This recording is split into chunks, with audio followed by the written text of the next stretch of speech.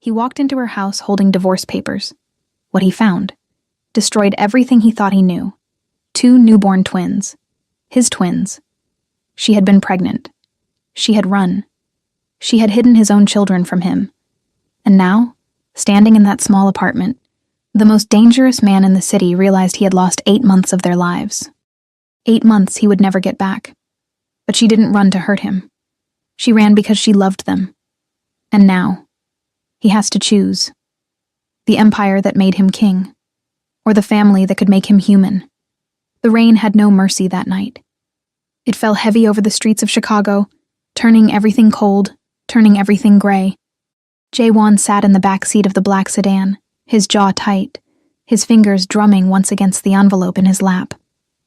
Divorce papers, signed on his end, waiting for hers. 6 months since she'd left. 6 months since she'd walked out of his penthouse without looking back, without asking for money, without begging him to change. She had just gone. And he had let her. Because men like him didn't chase. Men like him didn't beg. Men like him ruled empires built on fear, and love had no place in that world. But tonight, he would end it cleanly. No lawyers, no drama. Just a signature, and they'd both be free. The car stopped in front of a modest apartment building on the south side. Nothing like the luxury she'd lived in when she was his. The driver turned, hesitant. "Sir, are you sure? Wait here." Jaewon stepped out into the rain, his black coat soaking instantly, his shoes splashing through shallow puddles. He didn't care. He climbed the stairs to the 3rd floor, found apartment 3C, and knocked. Once. Twice. Silence. Then footsteps. Slow. Careful. The door opened just a crack, and there she was, Amara. His breath caught. She looked different, thinner, tired. Her dark curls were pulled back, her eyes shadowed with exhaustion, but still, she was the most beautiful thing he'd ever seen. Jaewon. Her voice was barely a whisper. "I brought the papers." She didn't move, didn't open the door wider. "You didn't have to come in person." "I wanted to." A lie. He didn't know why he'd come. He could have sent someone, could have mailed them. But something in him needed to see her one last time, to make sure she was okay, to prove to himself that he didn't care. "I can't right now," she said quietly, her hand gripping the edge of the door. "It'll take 2 minutes. Just sign, and I'm gone." "Jaewon, please." And then he heard it. A cry. Soft, high-pitched, unmistakable. A baby. His entire body froze. Amara's face went pale. "Amara." His voice dropped cold and sharp. "What was that?" "Nothing. You should go." She tried to close the door, but his hand shot out, stopping it. His eyes locked on hers, and for the first time in 6 months, she saw the storm behind them. "Let me in." "Jaewon, let me in." She hesitated, and in that hesitation he knew. She stepped back. He pushed the door open and walked inside. The apartment was small. Clean. A single couch, a tiny kitchen, a bassinet near the window. And in that bassinet, 2 babies, newborns, identical, sleeping, their tiny fists curled against soft blankets. Jaewon stared. His mind went blank. "They're mine." It wasn't a question. Amara's voice cracked. "Yes." "How long?" "They were born 2 weeks ago." "How long, Amara?" His voice was deadly calm now. Too calm. "How long were you pregnant when you left?" She looked away, tears streaming down her face. 2 months. The air left his lungs. "You were pregnant." His words came slow, each one a blade. "You were carrying my children, and you left." "I had to." "You had to?" His voice rose, sharp and brutal. "You had to hide my children from me? You had to disappear? You had to make me believe you just didn't want me anymore?" "Because you would have made me stay," she shouted, her voice breaking. "You would have trapped me in that world, Jaewon. You would have raised them in that life. And I couldn't. I couldn't let them grow up surrounded by guns and fear and blood." He stepped closer, his eyes burning. "So you took them from me. I saved them from you." Silence. heavy, crushing. One of the babies stirred, whimpering softly. Amara moved instantly, lifting the tiny girl into her arms, rocking her gently. Jaewon watched, frozen. He had missed this. He had missed everything. What are their names? His voice was barely audible. Amara hesitated. Minji and Taeyang. Korean names. She had given them Korean names. He looked at the boy still sleeping in the bassinet, then back at the girl in her arms. His daughter. His son. His family. And he hadn't even known they existed. "I'm not signing those papers," he said quietly. Amara's breath hitched. "Jaewon, you don't get to decide this alone anymore." His eyes met hers, and for the first time, she saw something she'd never seen before. Fear. "I'm their father, and you're going to let me be." Amara didn't sleep that night. Jaewon had left after an hour, silent and tense, his eyes never leaving the twins. He didn't argue, didn't demand. He just stood there, watching them breathe, as if trying to memorize every small movement. Before he left, he'd said one thing: "I'll be back tomorrow." And now it was tomorrow. She paced the small living room, Minji sleeping against her chest in a wrap, Taeyang dozing in the bassinet. Every car engine outside made her flinch. Every footstep in the hallway made her heart race. She knew he would come. She just didn't know what he would do, because Jaewon wasn't a man who asked permission. He was a man who took. And now that he knew about the twins... A knock. Soft. Controlled. She opened the door. He stood there in a charcoal suit, perfectly tailored, his dark hair slicked back. But his eyes, God, his eyes, were different. Softer. Almost. Uncertain. "Can I come in?" She stepped aside. He entered slowly, his gaze immediately finding the twins. Taeyang was awake now, staring up at the ceiling with wide, curious eyes. Jaewon approached the bassinet, then hesitated. "Can I?" Amara blinked. He was asking permission. Yes. He reached down carefully, his large hands impossibly gentle as he lifted Taeyang. The baby looked so small in his arms, so fragile against his broad chest. Jaewon stared down at his son, and for a moment, the most dangerous man in Chicago looked completely lost. "He has your eyes," Amara whispered. "He has your nose." A pause. "I don't know how to do this," Jaewon admitted quietly. Amara's throat tightened. "Neither do I." "But you've been doing it alone." There was no accusation in his voice. Just pain. "For 8 months. I didn't have a choice." "You always had a choice, Amara. You just didn't choose me." She looked away. "I chose them." "And you think I wouldn't have?" "I know you wouldn't have." Her voice broke. "You would have kept me locked in that penthouse. You would have surrounded them with guards and guns. You would have raised them to be like you. And what's wrong with being like me?" His voice was cold now, sharp. "You're a criminal, Jaewon. I'm a king. You're a monster." The word hung between them, brutal and final.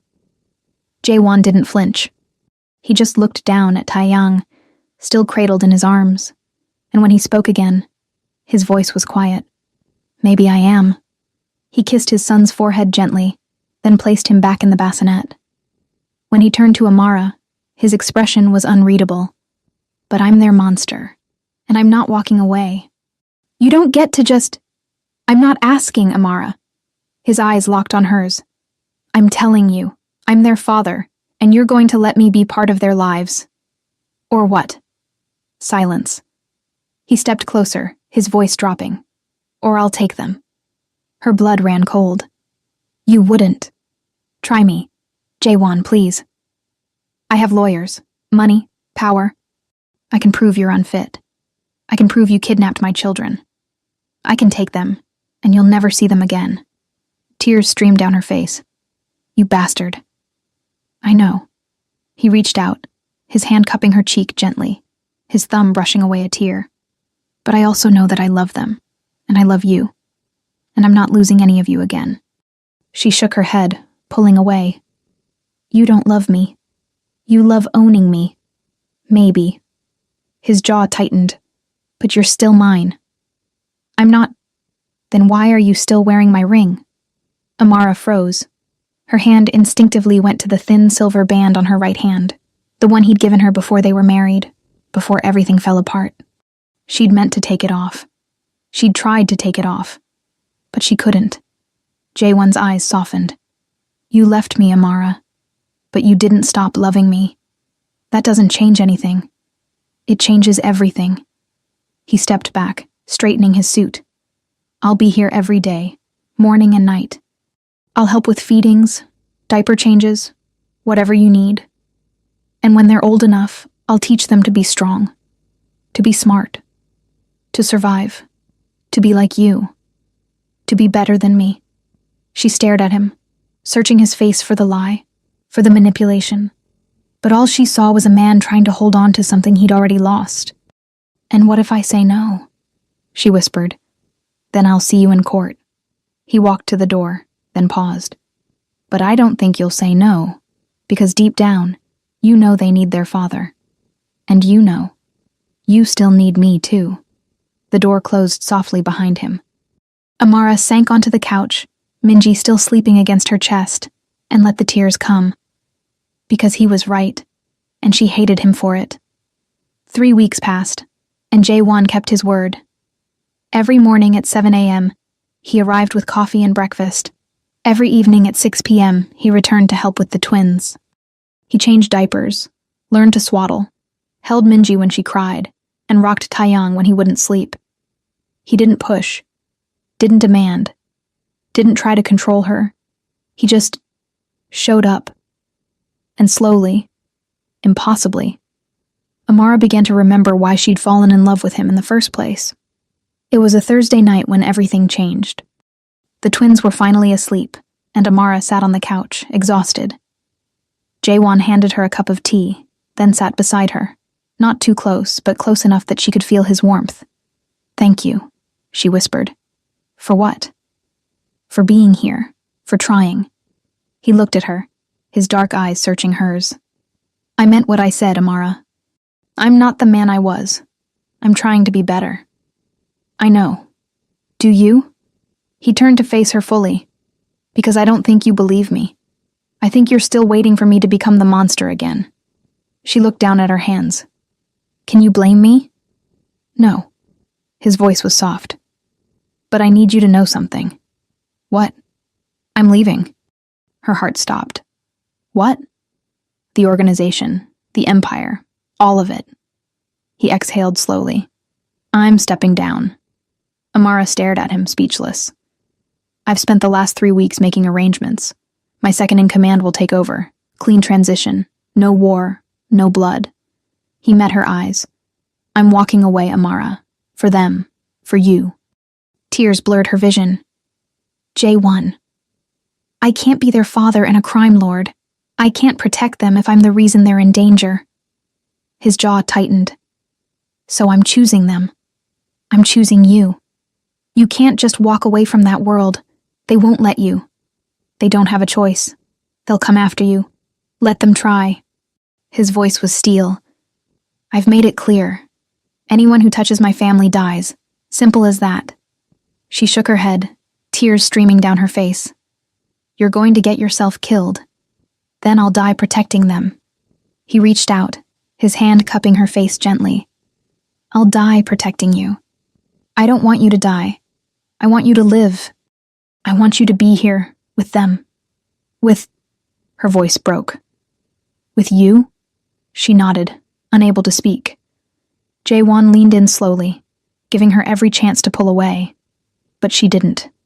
Their lips met softly, hesitantly, as if they were both afraid the moment would shatter. But it didn't. It deepened. And for the first time in 8 months, Amara let herself believe that maybe, just maybe, they could have a second chance. When they finally pulled apart, Jaewon rested his forehead against hers, his eyes closed. I love you, he whispered. I never stopped. I love you too. Her voice was barely audible. But love isn't enough. Then I'll make it enough. A sound from the nursery, Minji, crying softly. Amara started to stand, but Jae-won stopped her. "I'll go." She watched him walk into the small room, watched him lift their daughter with such care, such tenderness. Watched him become the father she'd always hoped he could be. And she realized something terrifying. She was falling in love with him all over again. But this time, she wasn't running. This time, she was staying. And that was the most dangerous choice of all. Before you leave, this story only exists because of people like you. If it moved you even a little, don't just feel it. Act on it. Tap Super Thanks now and help us keep these stories alive. Or join our members club to receive early access and exclusive stories. Your support today decides the next story we tell. The threat came on a Tuesday. Jae-won had just finished feeding Taeyang when his phone buzzed. A single message, no name, just a number he recognized. "You think you can just walk away?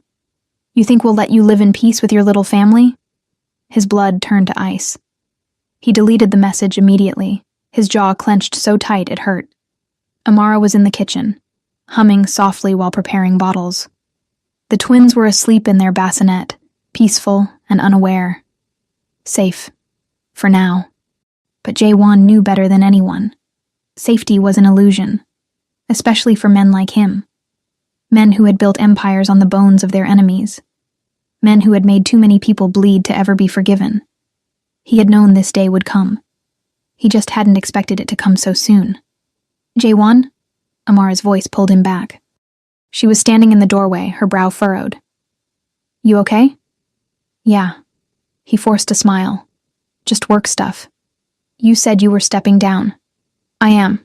This is just loose ends." She didn't look convinced, but she didn't push. She'd learned over the past few weeks that Jae-won would tell her when he was ready. Pushing only made him shut down. But this time, he couldn't tell her.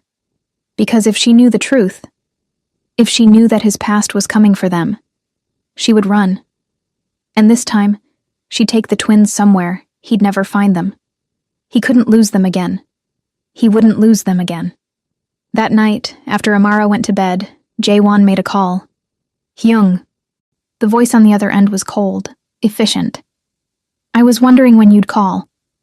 "Minho, I need a favor." "You're out, Jae-won. You don't get favors anymore. This isn't about the organization. This is about my family." A pause. Then, "What do you need?" "Protection. Full security detail. 24/7 surveillance. No one gets close to them. You've made a lot of enemies, brother. You really think we can keep them all away? I don't care what it takes. I don't care what it costs." Jae-won's voice was steel. "If anyone touches them, I'll burn this entire city to the ground."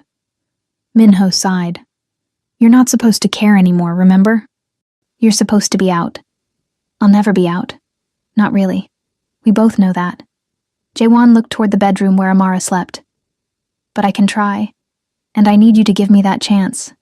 "Fine. I'll send my best men." "But Jae-won?" "What?"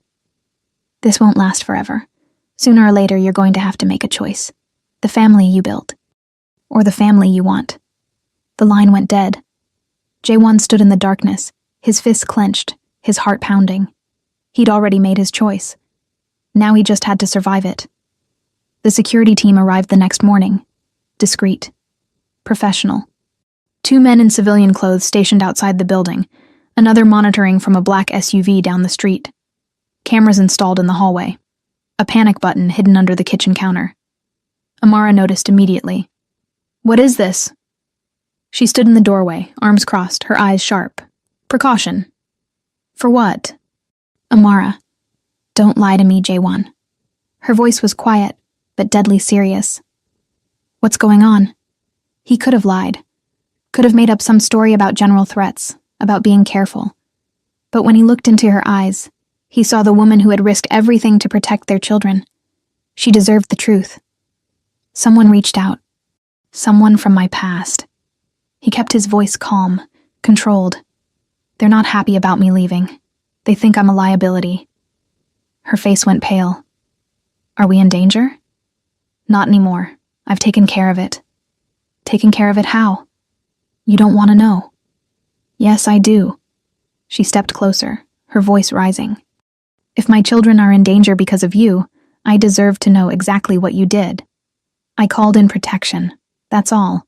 No violence, no retaliation, just insurance. And you think that's going to stop them? It has to. And what if it doesn't? Her eyes filled with tears. What if they come anyway? What if they hurt the twins? What if they won't? He grabbed her shoulders gently, but firmly. I swear to you, Amara, I will die before I let anyone touch them. Before I let anyone touch you. That's what I'm afraid of. Her voice broke. I'm afraid you're going to die, and I'm going to be alone again. But this time with 2 babies who will never know their father. That's not going to happen. You can't promise that. I can, and I am. He pulled her close, his arms wrapping around her tightly. I'm not going anywhere. I'm not leaving you, not again. She buried her face in his chest, her body shaking with silent sobs, and Jaewon held her, his jaw tight, his mind racing, because he'd lied. He wasn't just taking precautions. He was preparing for war. The attack came 3 days later. It was 2 a.m. when Jaewon heard the first sound, a soft scrape against the fire escape outside. His eyes snapped open instantly, every muscle in his body tensing. They're here. He moved silently, slipping out of bed without waking Amara. He grabbed the gun from the lockbox under the nightstand, the one she didn't know about, and checked the clip, fully loaded. He crept toward the living room, his footsteps soundless on the hardwood floor. Through the window, he could see shadows moving, 2 figures, maybe 3, amateurs. If they'd been professionals, he'd already be dead. But amateurs were still dangerous, especially desperate ones. He texted Minho, "Breach 3C, now." Then he waited. The window started to slide open. Slow. Careful. A gloved hand reached through, unlocking it from the inside. Jaewon moved. He grabbed the man's wrist and yanked him through the window, slamming him against the wall. The man gasped, his eyes wide with shock. "Who sent you?" Jaewon's voice was a whisper, but it carried the weight of a death sentence. I don't... Wrong answer." He pressed the gun to the man's temple, his finger on the trigger. "Last chance. Who sent you?" Park Sung-min. He said you owed him. He said you couldn't just leave." Park Sung-min, one of the old guard. A man who'd been with the organization since before Jaewon was born. A man who believed loyalty was paid in blood. Of course. "How many of you?" 3. Just 3. "Please, man, I have a family." "So do I." The sound of the front door crashing open made them both flinch. Minho's men poured in, weapons drawn, moving with lethal precision. Within seconds, the other 2 intruders were on the ground, hands zip-tied behind their backs. Minho entered last, his expression grim. "You okay?" "Fine." "The family?" "Still sleeping." Jaewon looked down at the man pinned against the wall. "Take them, all of them, and send a message to Park." "What message?" "That if he comes near my family again, I'll kill him myself." Minho nodded. "Consider it done." As his men dragged the intruders out, Jaewon turned back toward the bedroom and saw Amara standing in the doorway. Her face was white, her hands were shaking, and in her eyes, he saw something that broke him. Terror. "Amara, get out. I can explain. Get out." Her voice was a whisper, but it cut deeper than any blade. "Get out of my home. Get away from my children. They're my children too. You brought this here." She was shouting now, tears streaming down her face. "You brought guns and violence and death into their home. You swore you'd protect them. I did protect them. By almost killing someone in our living room? What was I supposed to do? Let them take you? Let them take the twins? You were supposed to keep us safe." She collapsed against the doorframe, sobbing. "You were supposed to make sure this never happened." Jaewon felt his heart shatter, because she was right. He'd failed. Again. "I'm sorry," he whispered. "God, Amara, I'm so sorry." "Sorry doesn't fix this." She looked up at him, her eyes red and raw. I love you. But I can't. I can't do this. I can't live like this. And I can't let them grow up like this. So what are you saying? I'm saying you need to choose. Her voice was steady now, final. Your empire. Or us. Once and for all. No more half measures. No more, I'm stepping down. You need to destroy it. Completely. Forever. Amara, it's not that simple. Then we're done. Silence. Heavy. Crushing. Final. Jaewon stared at her, at the woman he loved more than life itself, and realized he'd been lying to himself. He'd thought he could have both. He'd thought he could walk away and still keep his power, his influence, his connections. But power didn't work like that. It consumed. It demanded. It destroyed. And if he didn't let it go completely, it would destroy them. Okay, he said quietly. Okay, what? I'll do it. He looked into her eyes. I'll burn it all down. Every connection, every alliance, every shred of power I have. I'll destroy it. For you. For them. She searched his face, looking for the lie, for the manipulation. But all she saw was a man who had finally learned what mattered. Promise me, she whispered. I promise. Swear it. I swear on their lives, on your life, I will end this. And then I'm coming back to you. And I'm never leaving again. She nodded slowly, exhaustion and hope warring in her eyes. Then go, she said softly. Go end this, and come back to us. Jaewon kissed her forehead gently, then walked to the bassinet where Minji and Taeyang slept peacefully, unaware of the war raging around them. He kissed each of them softly. Daddy will be back soon, he whispered. I promise. Then he walked out the door, and into the darkness. The war lasted 6 days. 6 days of meetings in smoke-filled rooms. 6 days of threats and negotiations and carefully worded compromises. 6 days of dismantling an empire he'd spent a decade building. Jaewon didn't sleep.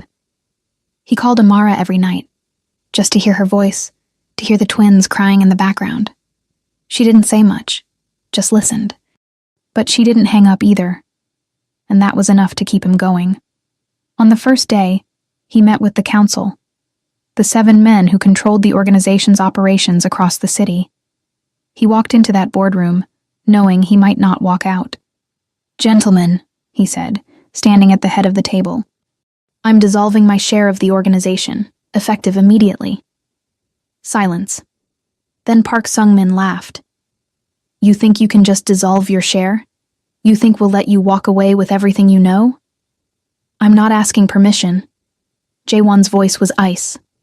I'm informing you. My territories, my operations, my assets, I'm dividing them equally among you. All of you. No strings attached. And what do you get? Nothing, except my freedom. Another man spoke up. Kim Tae-ho, one of the younger members. And what's to stop you from coming back? From rebuilding? From using what you know against us? My word. Your word? Park sneered. Your word means nothing. Then let me make it mean something. Jaewon pulled out a document and slid it across the table. This is a full confession. Every operation I've ever run, every deal I've ever made, every person I've ever worked with, signed and dated. If I ever come back, if I ever threaten any of you, you release this, and I go to prison for the rest of my life. The room went silent.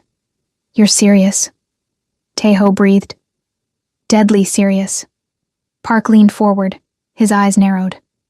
Why? Why would you give up everything for some woman and 2 screaming brats? Jaewon's jaw tightened. Because they're worth more than this empire ever was. And because I'd rather die free than live as a prisoner to this life. You're a fool. Maybe.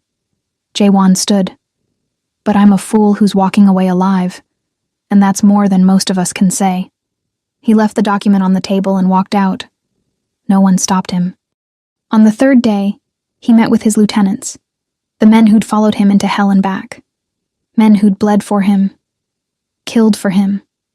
Men who'd become his brothers. They met in an abandoned warehouse on the docks, the kind of place where deals were made and bodies were buried. Minho was there, along with 8 others. They stood in a circle, arms crossed, faces grim. "You're really doing this?" Minho asked quietly. "I am." "And what about us? What are we supposed to do?" "Whatever you want. Stay with the organization. Start something new. Go legit." Jaewon looked at each of them. "I'm not your boss anymore. You don't owe me anything." "Bullshit," one of the men spat. "We owe you everything. You pulled us out of the gutter. You gave us purpose. You made us somebody. And now I'm asking you to let me go. Why should we?" "Because you're my brothers, and brothers don't hold each other prisoner." Silence. Then Minho stepped forward. "If you're out for good. No coming back. No favors. No emergency calls. You understand?" "I understand. And if someone comes after you, if someone decides you're too dangerous to leave alive, then I'll handle it myself." Minho stared at him for a long moment, then extended his hand. "It's been an honor, Hyung." Jaewon clasped it firmly. "The honor was mine." One by one, the others came forward. Some shook his hand, some embraced him. One man cried. And when it was over, Jaewon walked out of that warehouse alone. For the first time in 10 years, he had no army behind him. No power, no protection, just himself. And somehow, that felt like freedom. On the 6th day, he went to see Park Sung-min. He found the old man in his study, surrounded by dark wood and expensive liquor. Park didn't look surprised to see him. "I was wondering when you'd show up," Park said, pouring 2 glasses of whiskey. "I'm not here to fight." "Then why are you here?" "To apologize." Park's hand froze. "Apologize?" "For sending men to your house. For threatening your family." Jaewon sat down across from him. "You were right. I can't just walk away and expect everyone to forget. I owe debts. I've made enemies. And I've hurt people. So what now? You think an apology fixes that? No, but it's a start." Jaewon met his eyes. "I know you wanted me dead, and maybe you still do. But I'm asking you, as one man to another, as one father to another, to let me go. Let me raise my children in peace. Let me try to be better than I was." Park studied him for a long moment, then downed his whiskey in one gulp. "You know what the difference is between you and me?" Park asked. "What?" "I never had a choice. I was born into this life. My father was in the organization. His father before him. I never got to walk away." He poured another glass. "But you chose this. You built your empire from nothing. And now you're choosing to walk away. And I hate you for that. I know. But I also respect it." Park raised his glass. "So here's my deal. You stay away from the organization. You don't interfere. You don't come back. And I'll make sure no one touches your family. Ever. Why would you do that? Because you're doing something I never could."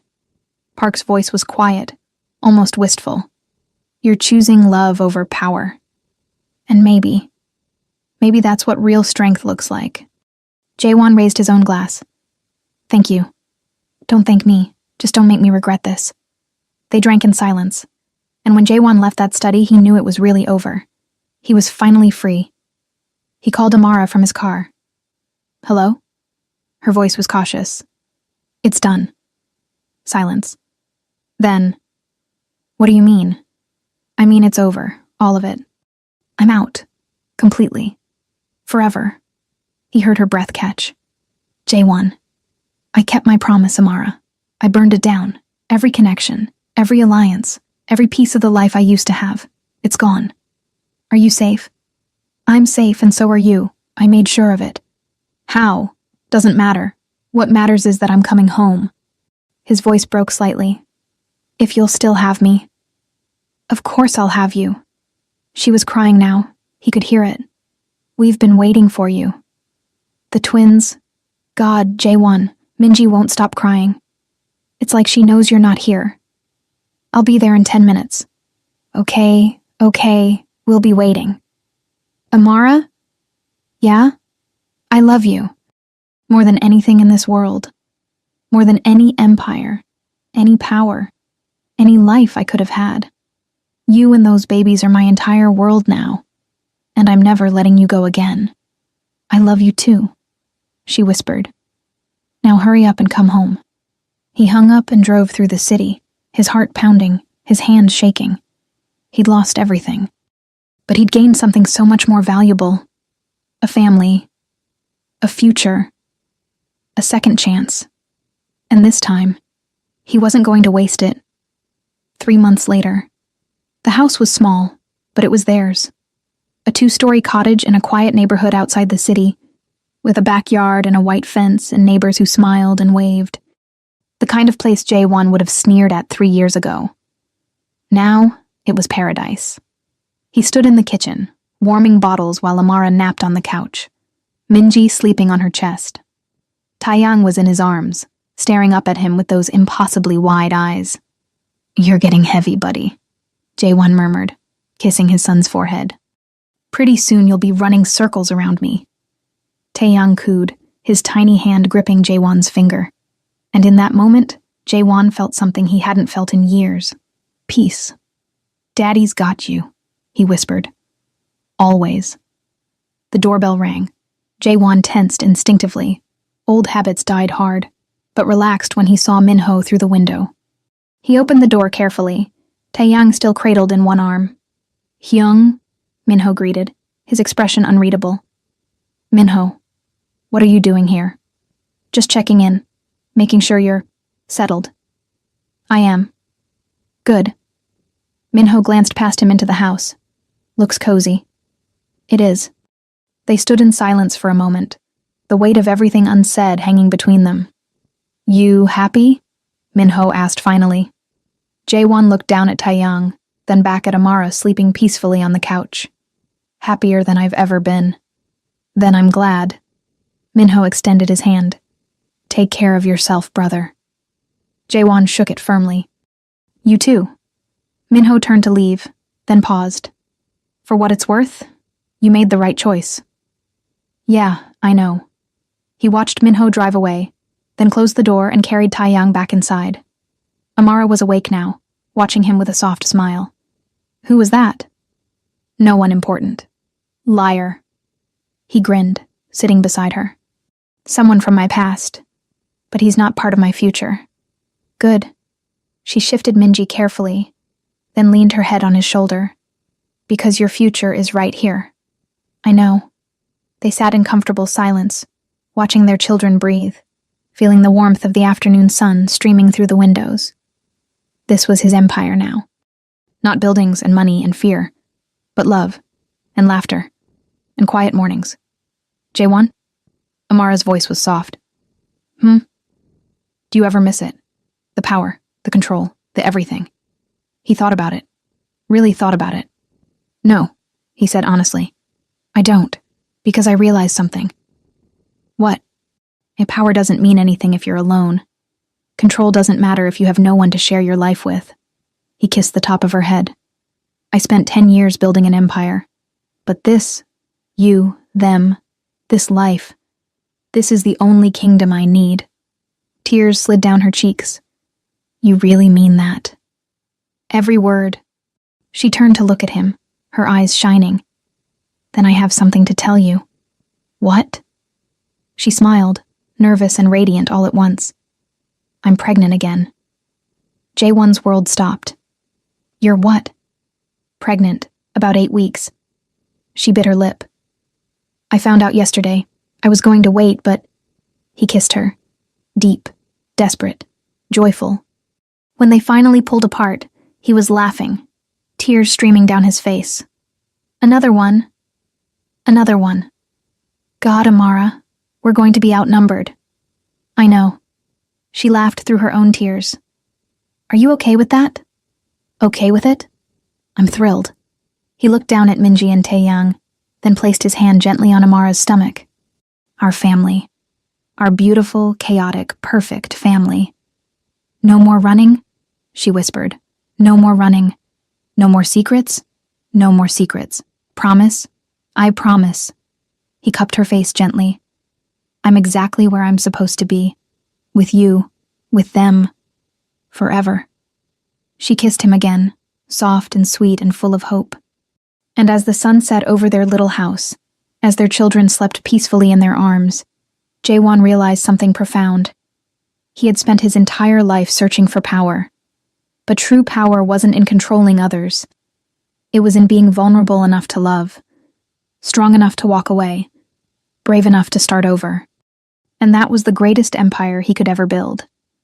5 years later, the backyard was chaos. Minji and Taeyang, now 5 years old, were chasing their little sister, Hana, around the garden while she shrieked with laughter. Their baby brother, June, was asleep in his carrier, completely unbothered by the noise. Amara stood at the grill, flipping burgers, her hair pulled back, her face glowing. Jaewon watched from the porch, a beer in his hand, a smile on his face. This was his life now. No guards, no guns, no threats. Just barbecues and scraped knees and bedtime stories. And it was perfect. "Daddy!" Minji ran up to him, her dark curls bouncing. "Taeyang says I can't climb the big tree, but I can, right?" "Absolutely not," Jaewon said seriously. "Why not?" "Because that's my job. Come on." He scooped her up, making her squeal. "Let's climb it together." As he carried his daughter toward the oak tree in the corner of the yard, Amara caught his eye and smiled. And Jaewon knew, without a doubt, that he'd made the right choice.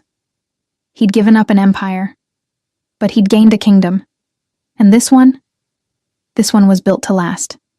If this story made you feel something, don't scroll away. Support us with super thanks. Join the Members Club for exclusive stories and early access. Your support keeps these stories coming.